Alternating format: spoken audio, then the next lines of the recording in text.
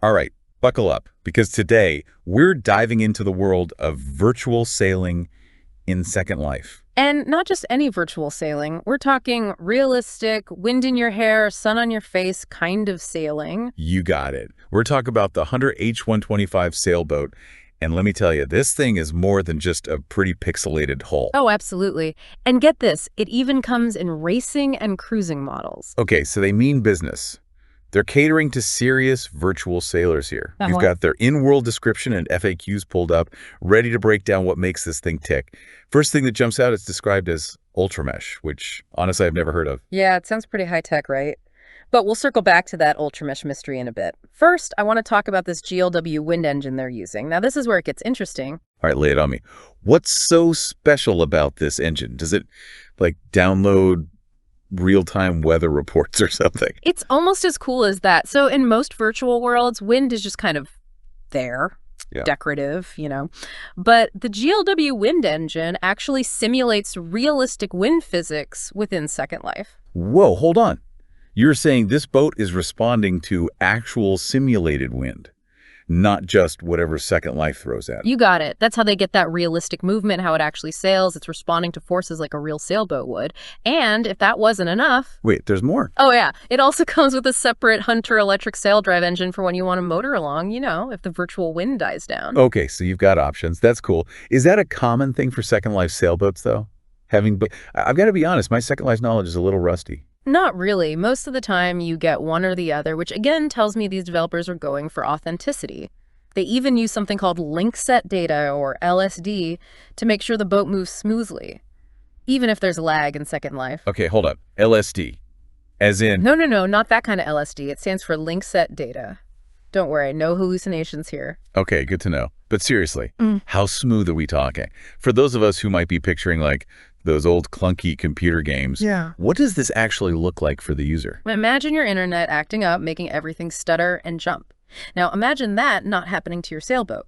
This LSD tech ensures a smooth, realistic sailing experience, even when Second Life around you is struggling. So basically, no more virtual seasickness from choppy graphics. Exactly. That's incredible. No more getting seasick from lag. But, okay, let's get back to this ultra mesh thing. What is it? Is it like a whole new type of mesh in Second Life? It sounds like they reinvented the wheel here. It's definitely a big step up. The sources mention graphene and scutteridites. Scutteridites. And I know you're just making stuff up. I know, right? I had to look it up too. Basically, ultra mesh means super high quality visuals, but without sacrificing performance. You get a crazy amount of detail inside and out without causing lag. Think like going from standard definition to high def. So I'm picturing this sleek, super detailed boat just gliding through the water, and it always looks amazing even when things get hectic in the virtual world. No more pixelated sailboats. Precisely. And it makes you wonder, why go through all this effort for a virtual world? Why does it matter so much to make it this realistic? Right. What's the point of all this detail in a virtual world? It's a good question, and I think it might be because people are looking for more immersive experiences, even virtually. Take the Hunter H125. It's not just about looking at a pretty boat, it's about the experience of sailing.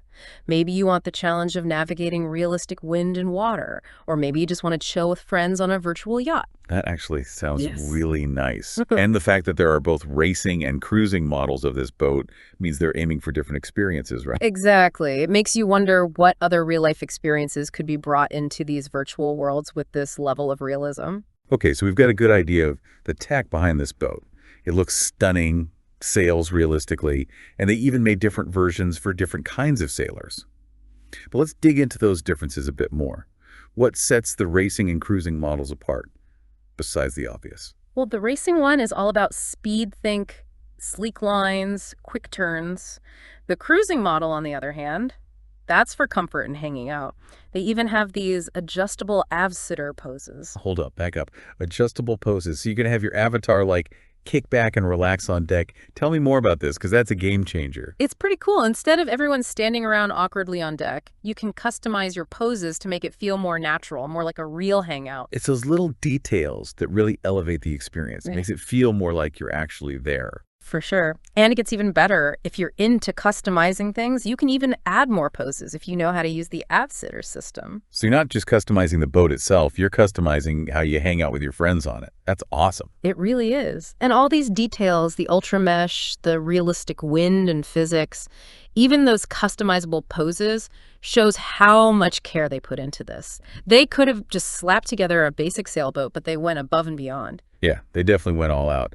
It's like they said, how can we make this the most realistic sailing experience possible, but, in Second Life? And then they actually did it. Right. It really makes you think, if this level of detail exists in a virtual sailboat, what does that mean for the future of virtual reality? What else could be possible? Seriously. We always think of virtual worlds as an escape from reality. But what if they start becoming even more real than reality? It's crazy to think about. I mean, people are already forming real friendships, even falling in love in these virtual worlds. So why not other aspects of our lives too? Hobbies, relationships, maybe even work could all become more integrated with these spaces as they get more and more sophisticated.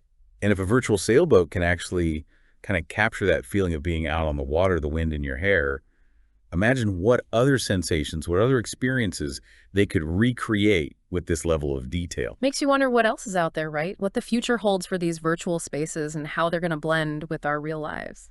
It's exciting and a little bit mind-blowing at the same time. So to all our listeners out there, especially if you're Second Life sailors yourselves, we want to hear from you. Yeah, tell us about your experiences. What do you think about this whole idea of virtual recreation becoming so realistic? What are your hopes or concerns? Hit us up on our socials and let's keep this conversation going. Is this the future of recreation, at least for some things? We can't wait to hear your thoughts.